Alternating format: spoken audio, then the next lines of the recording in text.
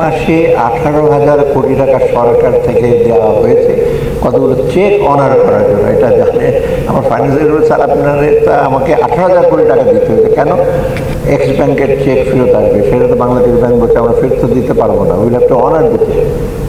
এই করে করে আমি তো বলে একটু থামাও এখন, আর সরকারের কোষাগার খালি করা যাবে না।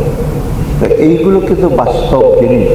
আপনার এখনও অবশ্য আমি জানি কিছু কিছু ব্যাংকেররা আসে বলে যে আমার এফডিআর চালু হচ্ছে না, দিচ্ছে না, 1 লক্ষ টাকা ছেড়ে 20,000 টাকা দেয়। আমরা বলছি বাংলাদেশ ব্যাংকের গভর্নরকে বলছি কিছু টাকা দাও, বলে আমি দিয়েছি 1,000 কোটি টাকা কয়দিন আগে। এক ব্যাংকের কালকে আমার দেখা হলো স্যার মাত্র 500 কোটি টাকা দিয়েছে।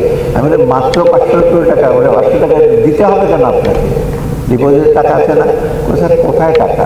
এখন আমি বলো যে কোথায় টাকা? চিন্তা করে কীরকমভাবে ব্যাংকগুলোকে আমরা নিঃশেষ করলাম। এবং এইগুলির রেসপন্সিবিলিটি আমরা নিয়েছি, ডোনারদের বলছে আমরা দেবো। এবং ডোনারের আমি তো 6-7 দিন ওয়ার্ল্ড ব্যাংক এমএসএ কথাবার্তা বলে এসেছি। প্রথমে আমাদের কমিটমেন্ট ছিল all loan will be pay, নাহলে ওরা কেন টাকা দেবে। আমি আইএমএফ থেকে আমরা 3 বিলিয়ন চেয়েছি, ওয়ার্ল্ড ব্যাংক থেকে একবার সর্বশেষ করলে 6-7 বিলিয়ন চেয়ে ওরা they have a very positive attitude. আমাকে গালিগালাজ শুনতে হয়নি, যে প্রশ্ন অনেক হিসেবে জবাব দিতে হয়েছে, অনেক কঠিন শর্ত, কঠিন বলবো না, মোটামুটি শর্তগুলো রিজনেবল ওরা হচ্ছে এইগুলি করো। And we are getting.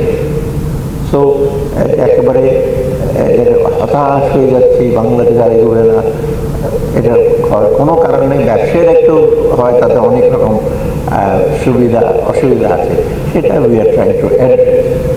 আমি অনেক সময় একটু ফ্রাস্ট্রেশন হিসেবে মূল্যস্ফীতি কমছে না কেন? আমি বলবো না, আজকেও প্রধান উপদেষ্টা আমাকে একটা এসে পাঠালেন, দেখো তো মূল্যস্ফীতি কমছে না কেন? আমি বলি মূল্যস্ফীতি আমি কমাবো, ট্যাক্স কমে দিয়ে পেঁয়াজের উপর 0 ট্যাক্স, আলুর উপর 0 ট্যাক্স, সুগারের উপর ট্যাক্স করতে করতে পরে আলটিমেটলি আমি বলছি কদিন পর আমি ওনাকে বলছি কদিন পর আপনিও বেতনই পাবেন যদি সব দিয়ে দিই আমি ট্যাক্স সে করে, রাজস্ব আদায় যদি না হয়। তবু উই হ্যাভ ডান ইট। এবং আবার সয়াবিন বোধ হয় আবার দিতে হবে, খুব $100-150 পাঠাতে হবে। এগুলো প্র্যাকটিক্যাল জিনিস। আপনার বাইরে থেকে সাংবাদিক ইশারা আছে কেন কমছে না, ডিমের দাম কমছে না। আরেকবার ডিমের দাম আমি বলেছিলাম ডিম তো ম্যানুফ্যাকচার না, তখন ওরা বলছে ওনারা ডিম পারেন না কেন, ওনারা ডিম পারেন না। দিজ আর নট জার্নালিজম, এগুলো কিন্তু সাংবাদিকতা না। এটা আমার উদ্দেশ্য ছিল যে ডিম তো এমন জিনিস না চট করে বানিয়ে ফেলবো, সময় লাগবে। 4 কোটি 4.5 কোটি ডিম লাগায়, তখন উৎপাদন 3 কোটি। আমরা ইম্পোর্টের জন্য বললাম সে ভারত থেকে আমি ইম্পোর্ট হবে।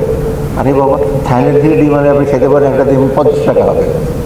ওগুলি আবার বাস্তবতা একটা জিনিস আনলাম, সেটা অনেক দেরি, আর সেটা এনাফ ছিল না। আর যারা দিই তারা মানে এগুলো বাস্তব ব্যাপার আছে। তবে মোদ্দা কথা হলো যেটা দেবপ্রিয় মেনশন করেছে, ইনস্টিটিউটগুলো মোটামুটি বেশিরভাগ ইনস্টিটিউশনই তাকে ধ্বংসের কাজ করতে।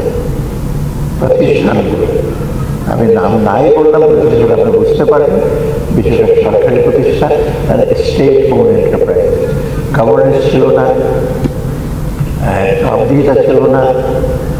রাত 9টা পর্যন্ত যদি